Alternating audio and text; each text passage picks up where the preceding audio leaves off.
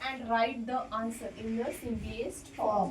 आता हे रूट मध्ये नंबर दिलेले आहेत, ते नंबर आपल्याला काय करायचं आहे, डिवाइड करायचं आहे आणि सिम्पलीएस्ट आन्सर आहे ते कसं लिहायचं आपल्याला, सिम्पलीएस्ट फॉर्म मध्ये लिहायचं आहे.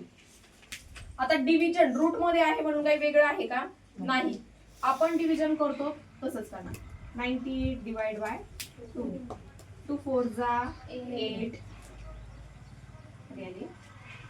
2 9 जा 18, 0. ओके, म्हणजेच काय तर 98 ला जर 2 ने डिवाइड केले बरोबर का, तर आन्सर किती येते आपलं 49. आता सिम्पलेस्ट फॉर्म मध्ये लिहायचं आपल्याला. 49 असं लिहून चालेल का, नाही. जर हा नंबर रूटच्या बाहेर जात असेल तर आपल्याला त्याला काय करावं लागेल, रूटच्या बाहेर काढावं लागणार. मग मला सांगा 40 कधी निघू शकतो रूटच्या बाहेर एखादा नंबर, जेव्हा तो कोणाचा स्क्वेअर असेल तर. हा 49 हा कोणाचा स्क्वेअर आहे का, 7 चा. कोणाचा स्क्वेअर आहे 7 चा. मग 49 च्या जागी आपण काय लिहिणार 7. सिंपल. इतकं समजलं का, खूप सोपं.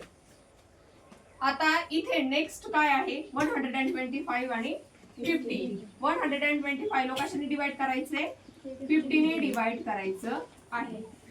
मग आता अशा वेळेस आपण काय करणार की हे दोन्ही नंबर एकाच टेबल मध्ये येतात का, कोणाच्या 25.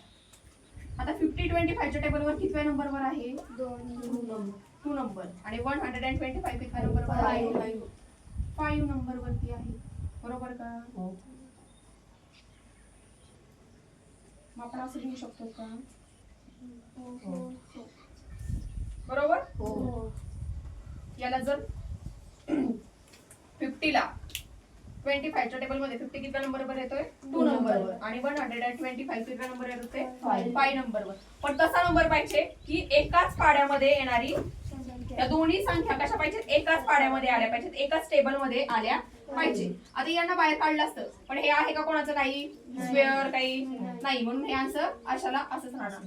समजलं. Very good.